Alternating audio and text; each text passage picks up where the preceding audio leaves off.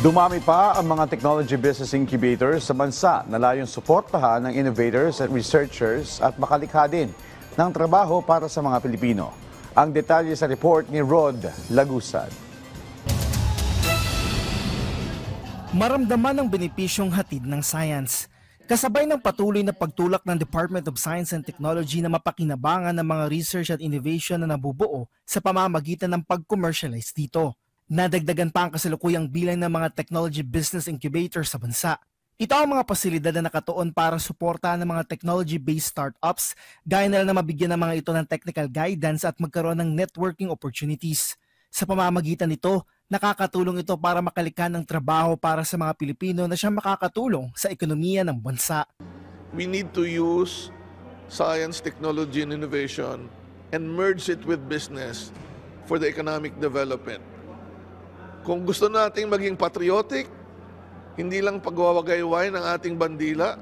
Partikular na nakatutok dito ang Philippine Council for Industry, Energy and Emerging Technology Research and Development o PSERD ng DOST. At para mapalakas pa ito, idinaos ang 9th National Technology Business Incubator Summit.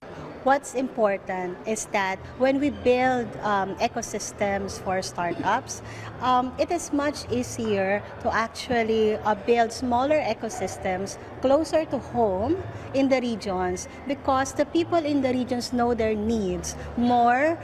Ayon kay DOST PSERD Director Enrico Paringit, nakatuon sila ngayon para mapabilis na maramdaman ng tao ang benepisyo nito. Ang kailangan nating ma-put out na programa ngayon, therefore, is to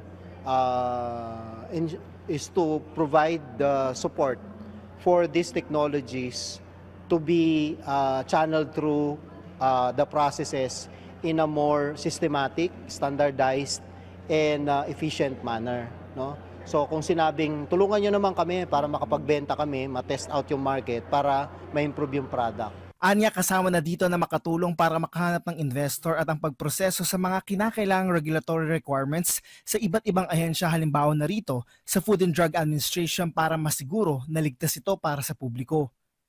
Isa ang Polytechnic University of the Philippines o PUP sa mga universidad na dumalo sa summit kasama si PUP President Manuel Muhi na may sarili ng TBI. We do believe po that through startups, makakatulong tayo sa not just creating new jobs. No, as we all know, PUP in the past more than a decade, #1 preferred of choice.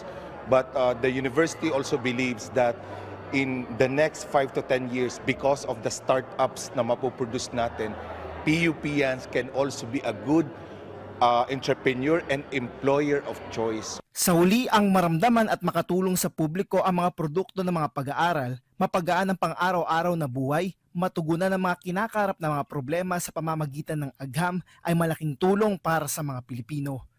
Rod Lagusad, para sa Pambansang TV sa Bagong Pilipinas.